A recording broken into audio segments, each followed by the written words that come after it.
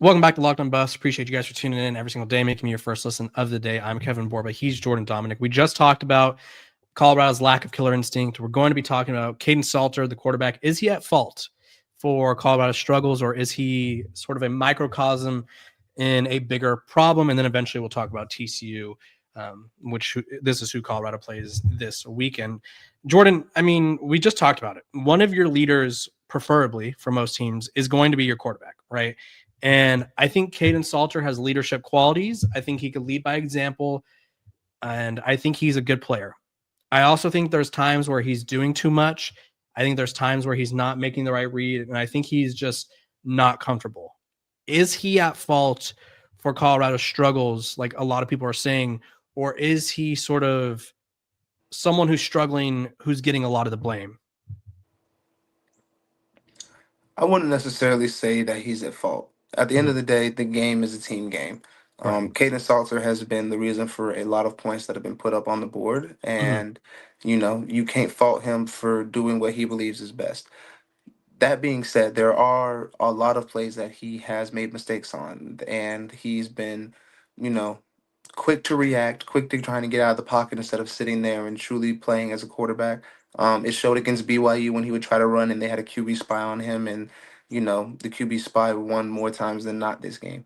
And Caden Salter has been shown to try to make a play out of no play and ends up in disastrous situations. Right. And even though that's the case, I wouldn't necessarily say the entire blame is on him. I wouldn't say Yeah. a lot. I would say a lot of the blame is on him because he is the quarterback. He's going to have to share that responsibility. But at the end of the day, it's a team game. The defense can't be giving up 100 rushing yards to a true freshman quarterback in BYU. The defense can't be giving up, 4 touchdowns a game, 5 touchdowns a game. The defense can't be giving up, 6 point something yards per carry. The offense can't be only getting 3 points or 2 point something yards per carry on every run. Mhm. There are a lot of blames that can be, everywhere. And I feel like Kaden Salter definitely is one of those people that I would consider a leader in the Colorado program. Right. And like you said, he's not comfortable. He's not comfortable within the organization of Colorado as of yet.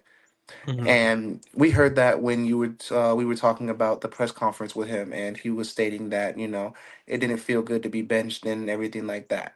Right. He can't use that as an excuse, but then again, I understand where he's coming from. Where you thought you had the entire confidence of the staff, and then you end up not playing for 2 games. You end up losing one of those games, and then you're thrown back into the fire, and that can be, a real mind warp for anybody. But at the end of the day, you're the quarterback. You're the one that has to be able to lead the charge on offense. And I feel like he's shown that he has the capability to do that. He's shown that he can make big plays. He's shown that he can use his legs.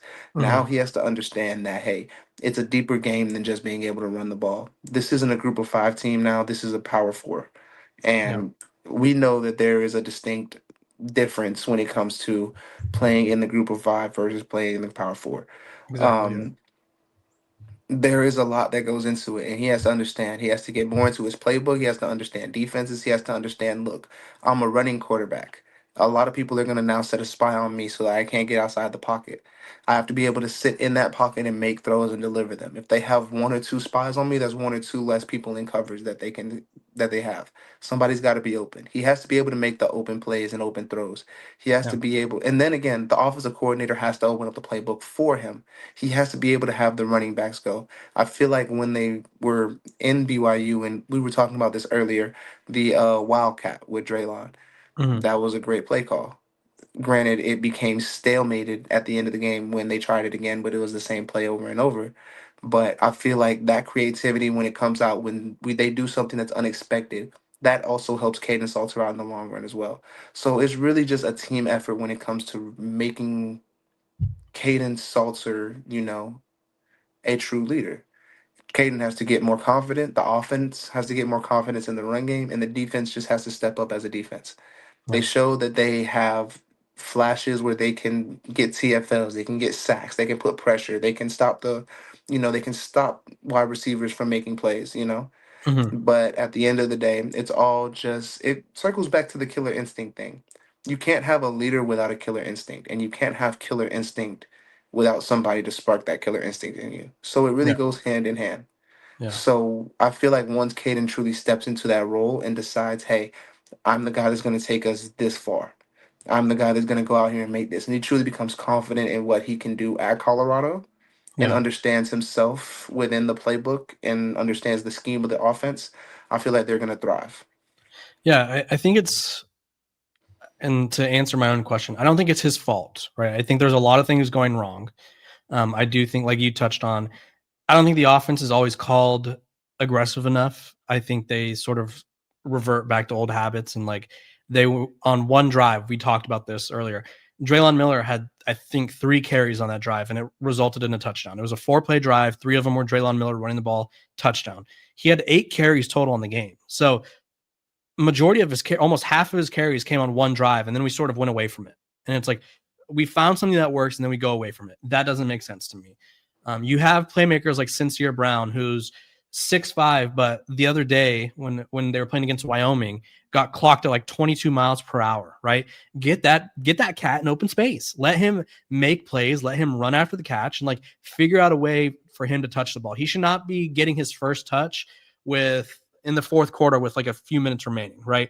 So I think there's a lot of play calling stuff that's going wrong. Defensively, they couldn't stop a nosebleed in the run game, right? They gave up 200 yards rushing again, and that's clearly a problem for this Colorado team. And I don't know if that's fixable. I think you could probably limit the success that teams are having or limit the big plays, but clearly this Colorado team is not physical enough up front to stop the run. But to put all the blame on Kaden Salter, I'm not comfortable with. I will say it's disappointing that he's a 5th-year senior and we're having this conversation of like, hey, I'm not ready to lead yet, or hey, I'm learning how to lead. It's like, dude, you should be ready to do this, right? You are a quarterback, which is a leadership position by default, and you're also a 5th-year senior, right? So you need to use your experience of winning games, right? You led Liberty to a Fiesta Bowl 2 years ago, right? You need to be able to sort of channel that success into leadership to help guide your team. Because right now, I feel like Colorado is like a flock of sheep looking for a shepherd. And a flock of sheep without a shepherd is pretty useless because they're just going to kind of wander around, right? They need someone to step up and be that guy. And I think Kaden Salter has an opportunity to be that guy. Whether or not he'll be that guy, I guess we'll have to wait and find out. When we come back, we're going to talk about TCU, the To The Bus play this week. And it's actually who Jordan opened his Colorado career up against back in the day, back in the olden times. We're going to take a quick break, though.